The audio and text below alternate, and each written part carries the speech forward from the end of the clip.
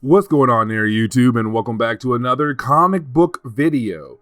Okay, so a lot of y'all have been asking me to do this for a while, and originally I was not going to because most of the storylines in this particular series do not even get referenced at all in later books, or matter of fact, they're no longer canon with the rest of the timeline of the Ultimate Marvel universe.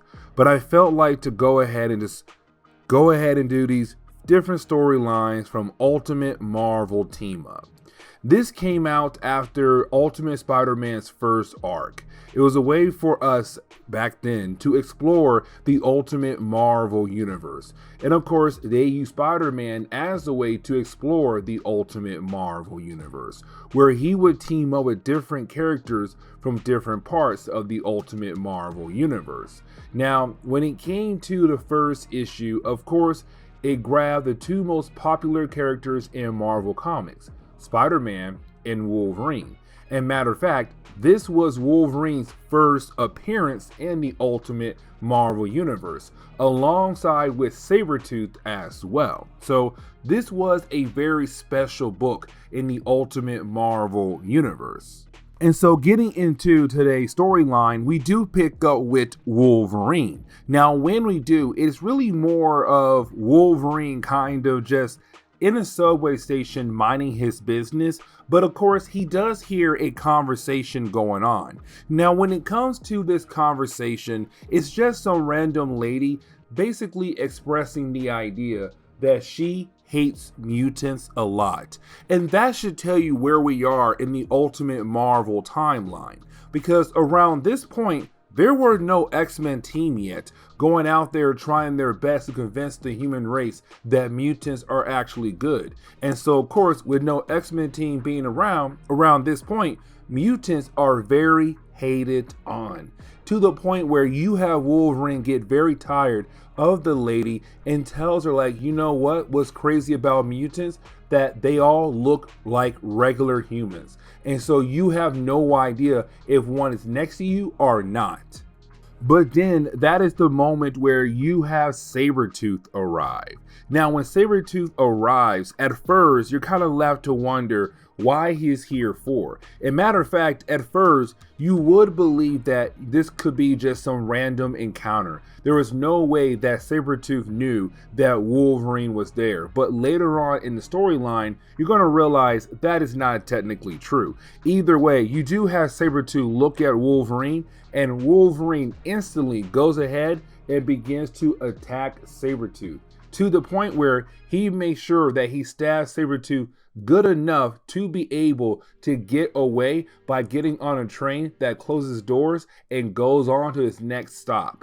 And so Wolverine can rest just for a little while. We then pick up with Spider-Man. Now, when we do pick up with Spider-Man, around this point in the Ultimate Marvel timeline, Peter Parker is a Spider-Man in the Ultimate Marvel universe. As a matter of fact, at this point, he just became Spider-Man. So the first story arc where he fought against Green Goblin is the only thing that happened so far in this timeline. He has not fought against Doc Ock, Kingpin, Electro, or the rest of his rogue gallery. And matter of fact, it's still him trying to get used to the idea of being Spider-Man, but also the idea that you have the city getting used to the idea there is some guy out there known as Spider-Man who is trying to be some kind of hero. But we then quickly just jump back over to Sabertooth to see that he's technically going to chase down Wolverine, to the point where he does run after the train that Wolverine was on. Unfortunately for Sabertooth, Wolverine is no longer on that train, and so now he has to find another way to hopefully find, well, Wolverine. But real quickly, jumping over to Peter Parker, is him wondering if he is just some regular human or possibly a mutant. Now, because this was the earlier parts of the Ultimate Marvel universe, mutants in this universe was still a very new concept. Like, yes, they heard of mutants, but the public did not know what made a person a mutant. And so really, if you saw someone with powers, right off the bat, you were called a mutant. Even though you're most likely not a mutant, they would still call you a mutant because you had some powers that you were using in some kind of way. But not knowing that when it comes to mutants, they usually carry something known as the X gene. But for Peter Parker, he has no idea about the X gene or if he is a mutant or not. But getting back over to Wolverine, you have Wolverine calling up somebody where we kind of find out that Sabertooth being there was not part of Wolverine's plan, which honestly we already knew that. But what Wolverine is telling us that he is currently on the run from a particular group. Now, if you read Ultimate Marvel, you already know he's most likely on the run from Weapon X, who has a lot of different contracts with the American government and the American military. Either way, it seems like Wolverine was able to get away from Weapon X, and of course, they sent Sabertooth to bring him back, which honestly makes a whole lot of sense when you jump into Volume 2 of Ultimate X-Men. Now, the rest of the book is really more of, well, Wolverine getting some help from Spider-Man, because while you have Spider-Man just swinging around New York, he realized that Wolverine is surrounded by different characters, Sabertooth and some guys who are working with Sabertooth, but also working with Weapon X as well, surrounding Wolverine.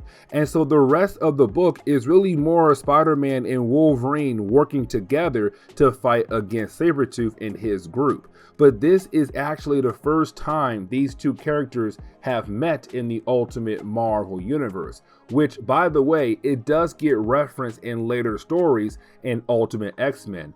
I want to say also in Ultimate Spider-Man as well. But either way, you do have our two heroes being able to work together to take down Sabertooth and the two guys that were working with Sabertooth to hopefully bring Wolverine back into Weapon X, because they have spent a lot of money on Wolverine to make him the perfect weapon. But of course, you do have our two heroes being able to take down Sabertooth and get away from him and his fellow guys. But the book does really end on a good note, because once you have our two heroes being able to get away from Sabertooth, you didn't have Wolverine be that, you could say, a good friend towards Spider-Man, because you have Spider-Man still thinking that he is a mutant. And this is another example of the idea of the early days of the Ultimate Marvel universe, how the public knows what makes a person a mutant or not. But you have Wolverine ask Spider-Man a few questions, and after you have him answer those questions for Wolverine, he's all like, yeah dude, Spidey, you are not a mutant at all. So please stop trying to build some kind of connection between us and you. Like, you are in the clear, darn dude. The city's gonna fall in love with you most likely more than fall in love with us, because we are known as the Freaks. But you do have Wolverine leave. But before he does leave, he does tell Spider-Man that he does like Peter's outfit, his Spider-Man outfit. And the book ends on that note right there. So with that being said, please leave me a like down below and subscribe. But guys, see y'all next time. Later.